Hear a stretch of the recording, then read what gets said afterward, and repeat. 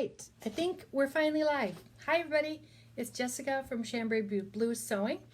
I am trying something new and different today. I've got some new camera setups.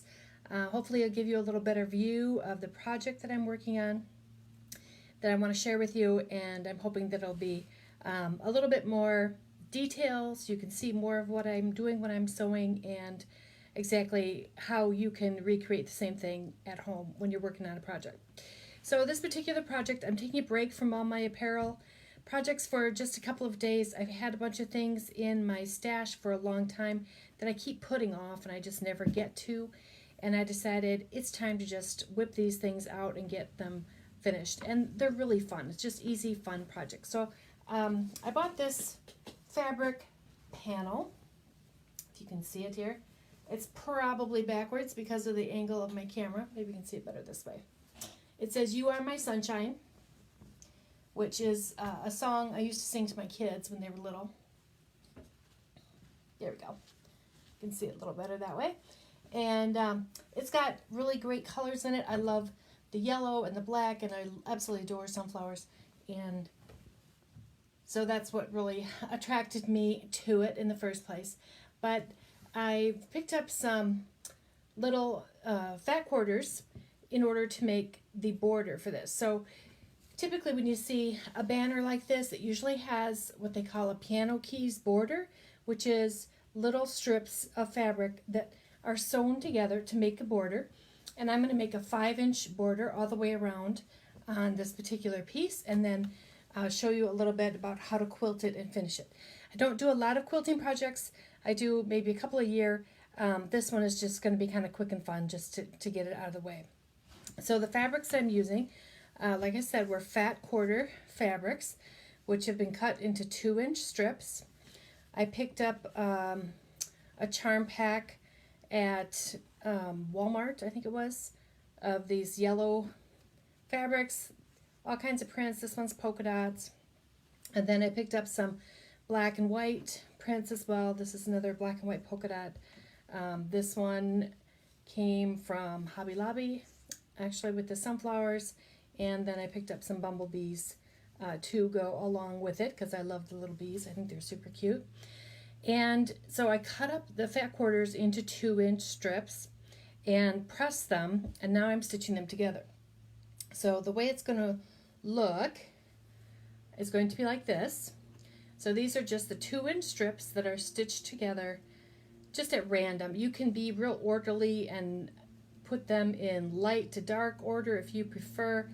I like the random look, especially for this project because it has the bees on here, and the bees are sort of spinning around, you know, just sort of Flight of the Bumblebee, kind of just everywhere. And that's just sort of my thing. I'm not a real kind of straight and orderly kind of person. So anyway, I do mine just by visualization.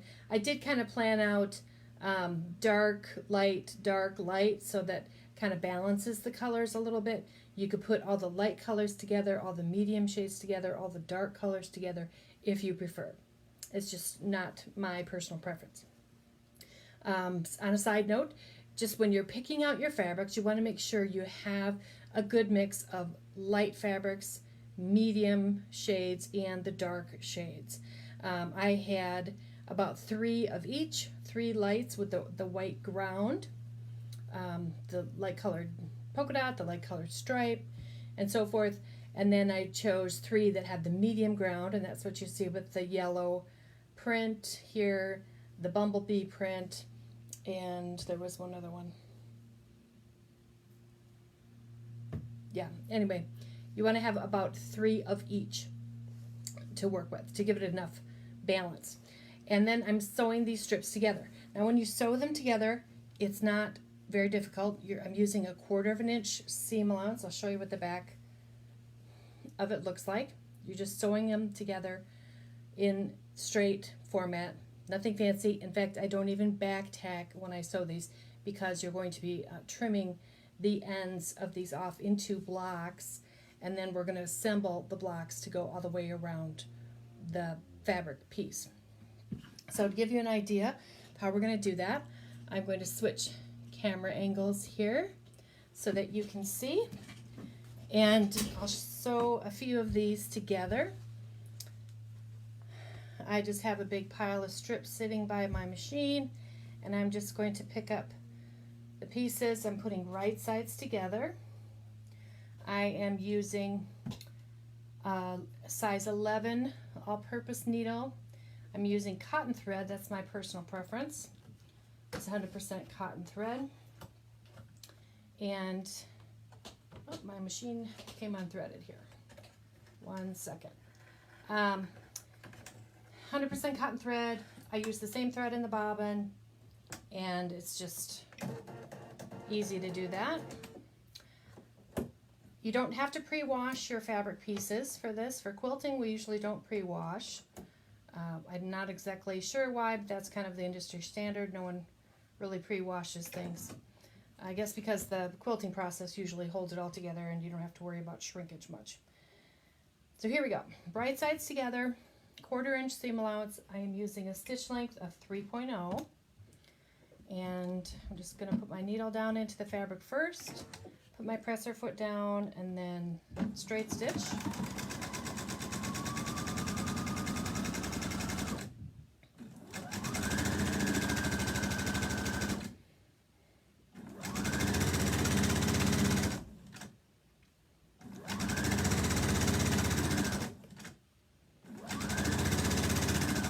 And then when I get to the end, I just cut the threads. Now you will find that your strips are not all exactly the same length. For some reason, fat quarters are never all the same size. Don't ask me why, but they never are. I guess because most fabrics are different widths when they're manufactured. Some are really 44, some are really 42. So you end up with these little tails. So I try and match all the fabrics at the top of the piece and let the extra kind of go to the bottom of it. So we're going to pick another piece and put it on here. And again, I'm altering the light colors with the darks. And we're going to sew the same way. Make sure you put your needle down in your fabric first.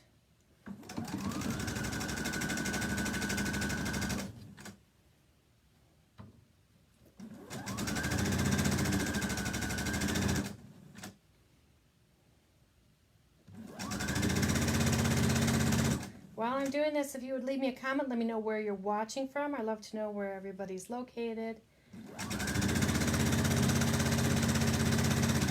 When I was doing live events at Christmas time, we had people from all over the world, and it was awesome to see where everybody was tuning in from. So now I have 3 pieces in this strip. I have a total of about 6 different fabrics that I'm using. So as I work, I'm going to keep that in mind. I'm only going to end up with 6 pieces across. You could be real methodical and do 5 or 7, you know, whatever your personal preference is.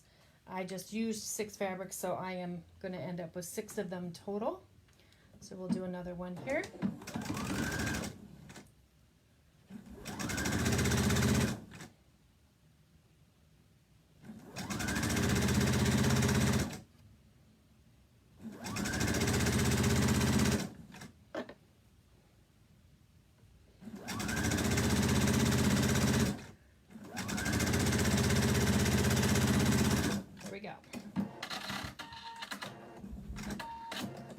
So you want to keep adding on to your strips until you get all 6 fabrics used. This is 4 out of the 6 total that I used. As you can see, I've got quite a few left here that I'm going to continue to sew with. So once we get them all put together, we're going to give them a good pressing. These have been pressed.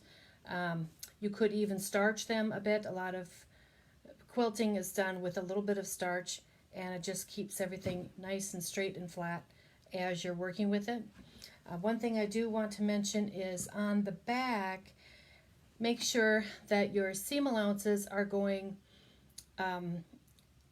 all one direction. So I prefer to iron the middle strip flat with the seam allowances going out either way, left and right, and then you know, following suit with the other ones in the the piece. Some people probably would prefer to keep them all one direction, but I like the flat look of having one piece in the center with the seam allowances just flat. You do not want to press your seam allowances open, and the reason for that is in quilting, most of the time we don't press seam allowances open. It's just putsy and time consuming and doesn't really add a lot to the look of the finished piece. I prefer to do it this way. There are a lot of people, I suppose, who would prefer to do it the other way, but this, in my experience, this works better. That's how I have always done it. So now we're going to cut some of these into smaller blocks, and I'll show you how we're going to do that.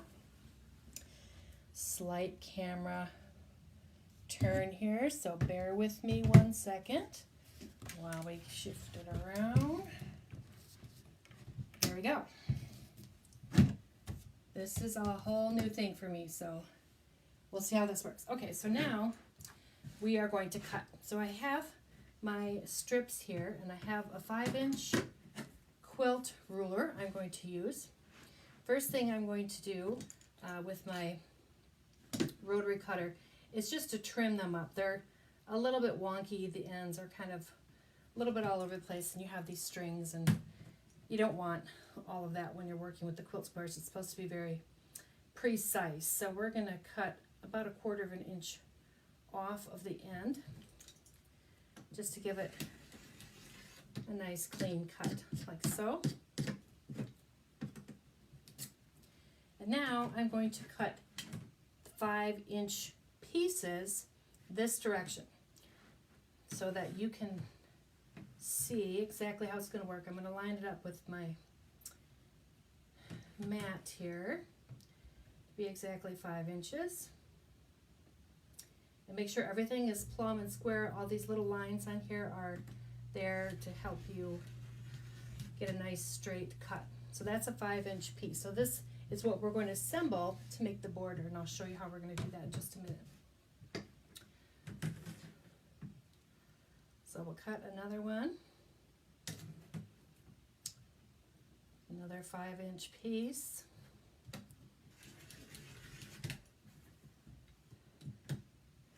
You're going to do that for all of these pieces that you have.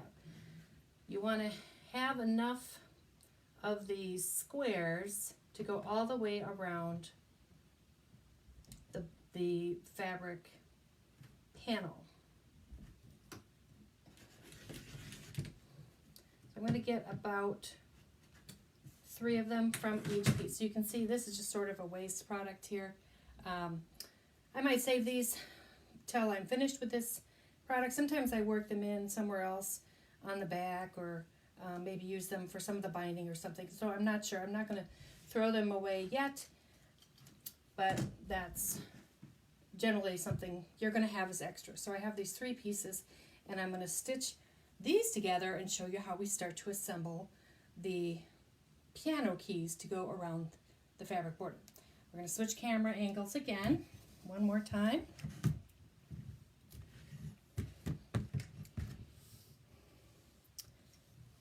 Oh, got to get a little closer so you can see better. Alrighty, there we are. I'm so proud of myself, you guys.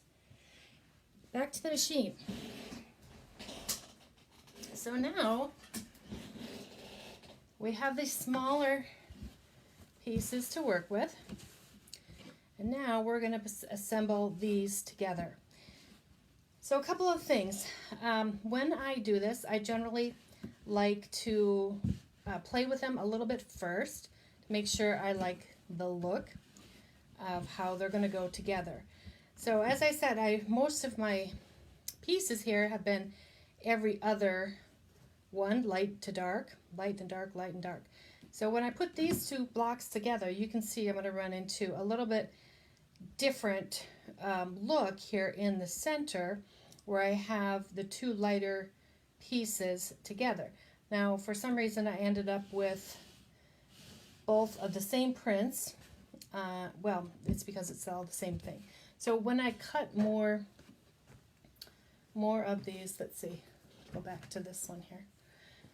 When I cut squares from this piece, you see this piece has a dark here and then what I would call a medium shade in the yellow at the side. So that will kind of help to balance this look, because I could put it together like so.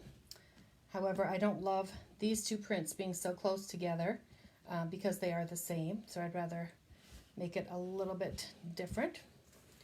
So in this case, I would probably choose to put the yellow next to the polka dots. I think would be the right solution.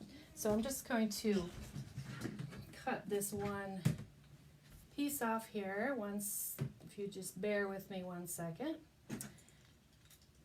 That's why it's usually better to cut them all before you start the project. But in the effort of saving time for the demonstration, I decided it would be good to do it live. So hey, all right, here we are. So now I have a block that I'm going to be happy with. And I cut it a little bit too long. Well, anyway, I have a block that I'm going to be happy with the look of. So that's what you want to kind of do, just visually work through each pattern and each print and make sure that you like the format before you put them together.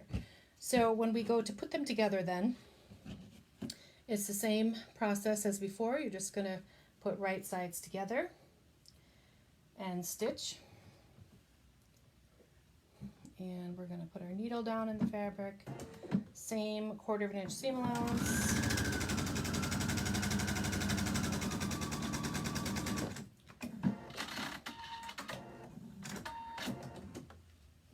There we go. And I'll have to go back in and trim this little bit off, which a lot of times it happens when you put these things together just as before. You're going to have little bits like that that have to be straightened and trimmed. So in this case, I'll put my other piece on the other end, and I think I'm going to, well, I've got both polka dots, I've got sunflowers, and I've got stripes. So I have to kind of decide which way I want to go. I still like the polka dots with it, even though these two prints are similar. I don't think it looks bad to have them together in this case, because one is showing more yellow and one's showing more black, so that's all right. So we're going to do that.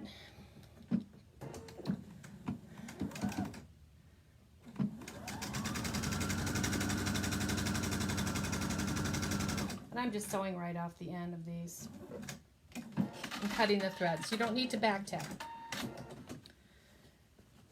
Okay, so now I have a longer piece. And that's what you're going to do to get enough fabric pieces to go around the entire outside of the fabric panel. So in my next session, I will show you a little bit more about how to put the piano keys onto the fabric panel and a little bit about how we do the quilting. You will need probably 1.5 yards of quilt batting. I've just used the thin quilt batting. You can buy it in a craft size, which is sort of a good size for a small project like this. You can use it for baby blankets and whatnot. You can also get, well, there's two kinds of batting. There's polyester batting and there's cotton batting. In this case, the polyester batting will work just fine because it's going to be hung on a wall. It's not going to be a blanket of any sort. So I wouldn't spend more money to get the all-natural version. It's not going to make a difference. This is going to be a wall hanging.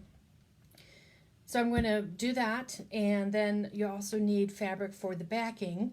I am using, 1 second, I got my fabric over here. These are my other supplies. This is what the quilt batting looks like. It's pretty lofty. It's just a thin version of it, but there's plenty of loft for a small project like this. I also use it in my handbags when I make those, which I have a handbag project coming up as well. So that's what the quilt batting looks like. It's maybe $10 or so for a small package of quilt batting. And then I'm using this green cotton poplin for the back of my project. It's leftover scrap that I had from another project, and it'll work just fine with this. Then the last part of it will be the border. So the border is going to have a similar look to the piano keys. I'm going to use a black and white fabric, and we're going to make a binding to go around the border. But we'll do that in my next session, which will be on Friday afternoon. I'm trying out a little bit different time frame. I used to do 1 o'clock lives on Tuesdays and Thursdays, and this time I'm going to try Monday, Wednesday, and see how that goes. The reason I had not done Monday, Wednesdays in the past is because there are some other well-known sewing celebrities, I guess you could say, who do their live shows at the same time. And if you love to sew, then you can't watch both. Angela Wolf, I believe, does hers at the same time as I am today, and Emily Thompson also does a show about the same time. So, long story short, anyway, I'm going to be live again on Friday, 1 p.m. Central Standard Time, and we'll put the finishing touches on the Sunshine Project. So if you have any questions, please leave a comment in the chat. I'd be happy to answer them for you. I am also going to be looking at announcing some really fun upcoming live events that I'm going to be having. So you want to make sure and tune in on Friday. Okay? That's all for today. Thanks for watching.